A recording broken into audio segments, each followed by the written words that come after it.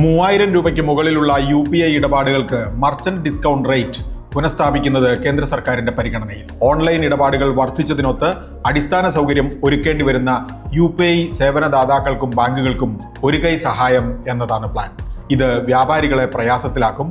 Purchase നടത്തുന്ന ഇടപാടുകാർ അതിലൊരു പങ്ക് വഹിക്കേണ്ടി വരുമോ എന്ന് വ്യക്തമല്ല.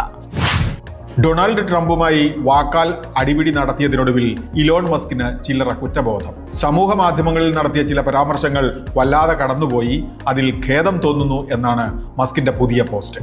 മനംമാറ്റത്തിന് പിന്നിൽ കാര്യസാധ്യമാണോ? അതറിയാൻ കാത്തിരിക്കേണ്ടി വരും. പാകിസ്ഥാൻ കാരണം മാനം പോയി ചില ചൈനീസ് ഓഹരികൾ. ഓപ്പറേഷൻ സിന്ദൂറിന് പിന്നാലെ ചൈനീസ് നിർമ്മിത J-10 ഫൈറ്റർ ജെറ്റുകൾ അയച്ച് ഇന്ത്യയുടെ ആദംപൂർ വിമാനത്താവളം ആക്രമിച്ചെന്ന പാകിസ്ഥാന്റെ അവകാശവാദം പൊള്ളയാണെന്ന് വന്നതോടെ വീര്യം ചോർന്നത് വിമാന നിർമ്മാതാക്കളായ എവിക് ചെഗ്ദുവിന്. ഓഹരി വില ഇടിഞ്ഞത് 18% വരെ. ഇന്ത്യയുടെ ഏറ്റവും വലിയ ഓഹരി ആസ്തി സൂക്ഷിപ്പുകാരായ നാഷണൽ സെക്യൂരിറ്റീസ് ഡെപ്പോസിറ്ററി ലിമിറ്റഡ് എന്ന NSDL അടുത്ത മാസം IPOയുമായി വിപണിയിലേക്ക്. 3500 കോടിയോളം രൂപ സമാഹരിക്കാനാണ് ഉദ്ദേശം.